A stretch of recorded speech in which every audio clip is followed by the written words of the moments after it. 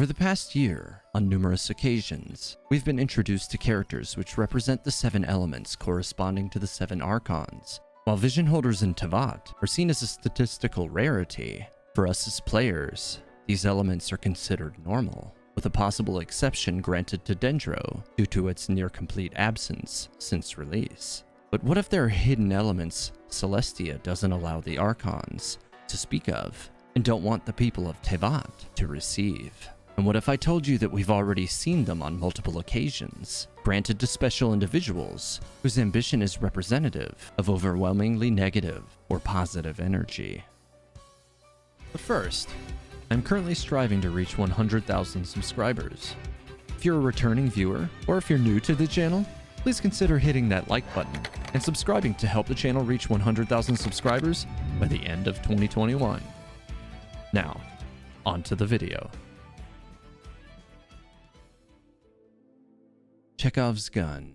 This modern basic principle of dramatic writing has become critical in the toolkits of today's writers. The idea is simple. Details provided in a story should not be intentionally misleading unless pertaining to a particular payoff, meaning that if a particular reference is made to an item or idea, then said idea will pay off by the story's conclusion. In the simplest of terms, if a gun is written to exist within a scene, it is done so intentionally to foreshadow its inevitable use at some point in the story as it progresses. Never has this concept screamed louder to me in Genshin Impact than in this moment. Perhaps the reason you do not possess a vision is that such an ambition has yet to be engendered within you. It's a possibility. Miko makes a point to explain that the traveler's quest, which we've been on for over a year, to be reunited with their sibling, is a goal. It's not an ambition. At first, this seemed like a strange moment of splitting hairs, but when you really pick apart the words, the distinction becomes quite clear. A goal is the result of ambition, and ambition is that what drives you to achieving your goal.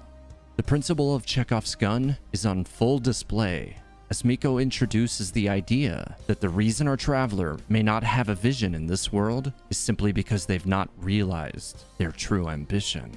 So this line of obvious foreshadowing draws me to question what's on the horizon for our traveler. And in contrast, what would this mean if we consider this concept with regard to our traveler's sibling, who has by their own account already completed their journey through the land of Teyvat, and in all likelihood has discovered their ambition, resulting in a reward which was never meant to be received, manifesting itself in a previously hidden power, appropriately matching her dark ambitions to topple the thrones of Celestia out of a desire for revenge.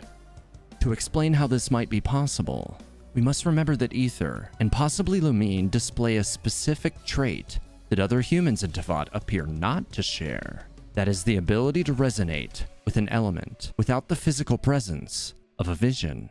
So then, a physical vision is not something we should expect to see either of our travelers wearing.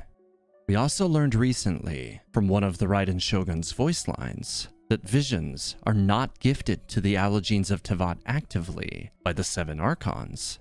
While she does not say exactly what force does see fit to grant these visions, she says it has to do with the people's desires, and includes a vague reference to another aspect which she cannot divulge. So now we know the archons themselves are not responsible for the visions held by the Allegenes of Teyvat. But what we don't know is exactly what aspects of ambition correspond to a given element. Furthermore, in the case of our twin siblings, the normal 7 elements are not suitable rewards for ambition, as they are able to resonate with these elements simply by interacting with the statues of each respective archon, thus defeating the purpose of the natural acquisition mechanic experienced by others in Teyvat. That means for Yae Miko's statement to foreshadow the reception of a vision of some kind to pay off in a meaningful way, it would not be outlandish to speculate that it would not be one of the 7 elements, but rather an unknown one, or perhaps an element that was forgotten, possibly intentionally. These hidden elements might be those which correspond to positive or negative ambition. In other words, the elements of dark and light. Or maybe, in Teyvat's terms, they could be known as shadow and hollow. Where shadow's correlation to darkness is obvious, hollow comes from the root of hologram, or that which represents objects of energies made up of light. The reason I believe this to be the case is because we've already seen these two elements in action, and have been shown signs of what ambitions may cause one of these powers to manifest from the very earliest moments of the game. The sustainer of heavenly principles. The catalyst of our traveler's entire journey thus far. Outlanders, your journey ends here. After blocking the escape route out of Teyvat for our twin siblings, she separates them. But was this intentional? I've long since theorized that in this moment, as the Sustainer is absorbing our protagonist, that this quick but notable expression of surprise was the result of her will not being enacted exactly as intended. Until now, I didn't really have any meaningful theories that might explain what might have gone wrong to prompt such a reaction. But after the events of 2.1, a pattern is starting to emerge, allowing me to form a conclusion that may explain what's going on. Negative and positive energy, or more specifically, light and dark ambition, could be the key to unlocking the hidden elements of dark and light.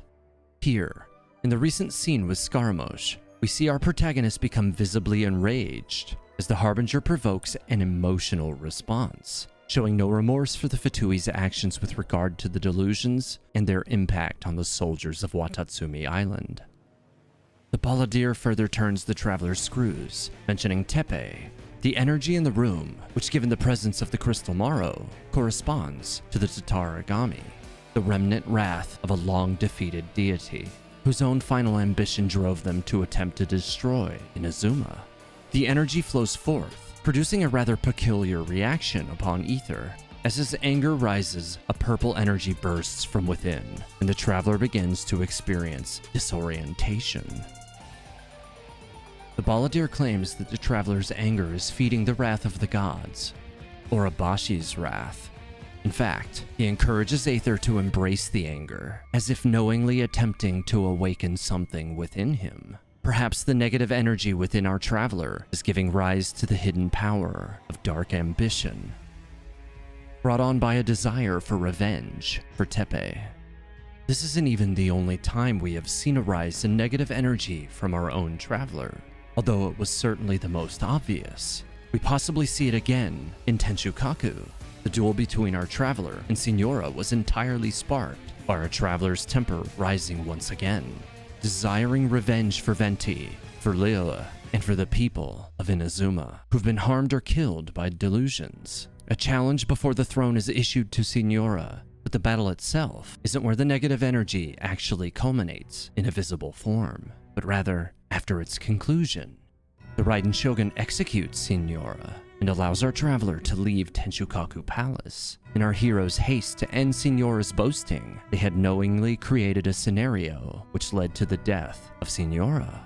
Though not by their own hand, it was still of their own doing, and the negative energy begins to take hold. The fleeting dark ambition for vengeance he so desired in the moment becomes diluted by remorse.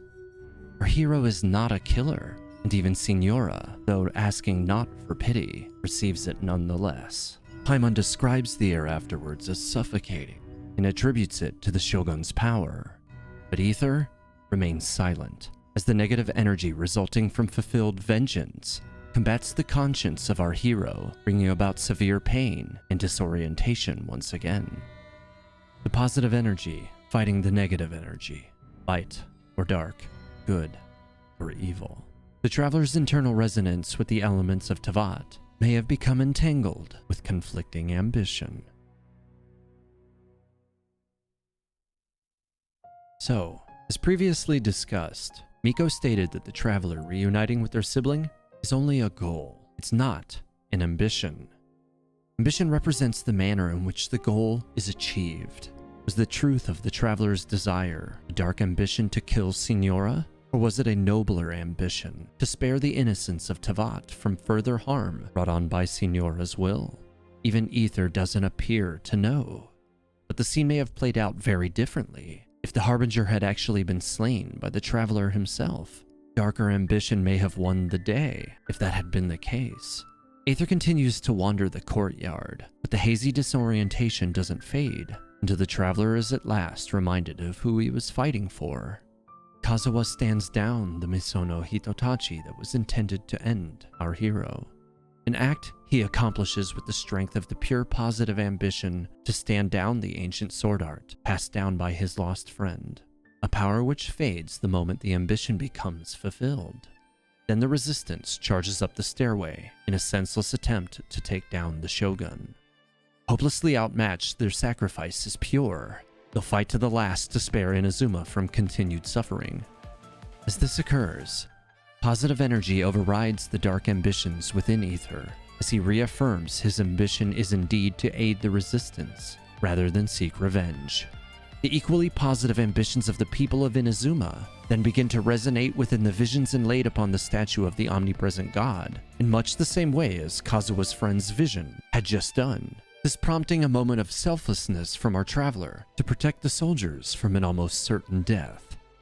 With the people of Inazuma's lost ambitions at this point entrusted to Aether, what we witness next may have been our traveler using the great force of their positive energy to partially resonate with the hidden element of light. The light manifests itself during the battle as a power which overrode A's ability to seal all other elements, and it even immediately resurrects fallen characters, suggesting the proposed element has a connection to divine energy, which is commonplace implementation for light-type elements throughout many RPGs. It is interesting to note that the presence of the light energy within this realm even changes the color of A's plane of euthymia from an ominous shade of red to that of bright yellow, indicating that even though she continues the battle, the positive energy of the people resonating within Aether was felt within the Electro Archon.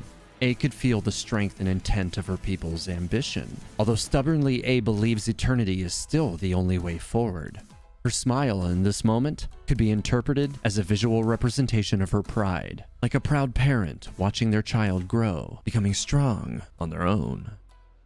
This isn't even the first time we've seen a yellow energy brought on by the ambition of others. We saw this during the conclusion of Genshin Impact's 1.1 questline, Farewell Archaic Lord.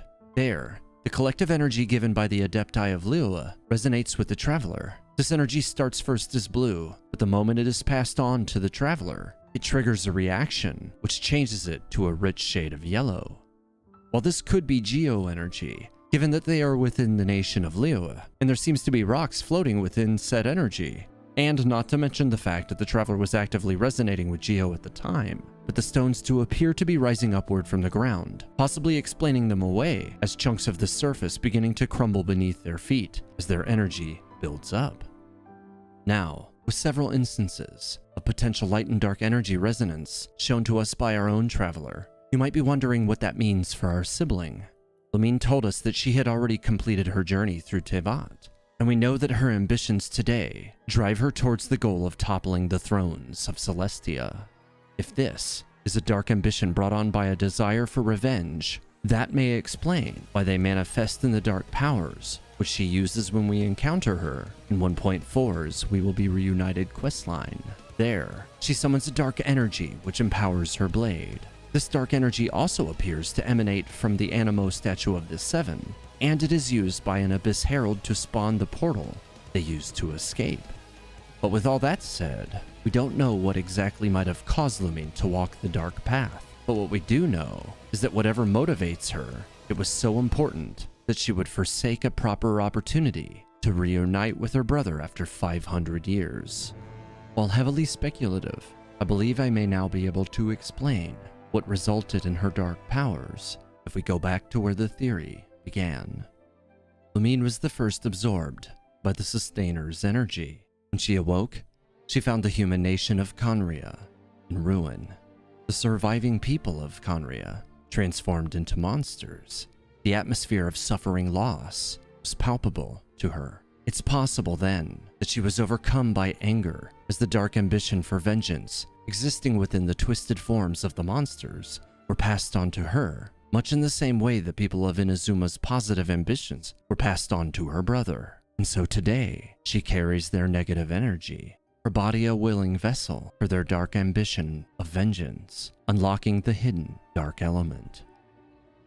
So with Lumine and Aether now both shown to potentially have a unique ability to resonate with energies which do not conform to Teyvat's established 7 elements, this might be what caused the difference in our Traveler's Awakening timetables after their encounter with the Sustainer.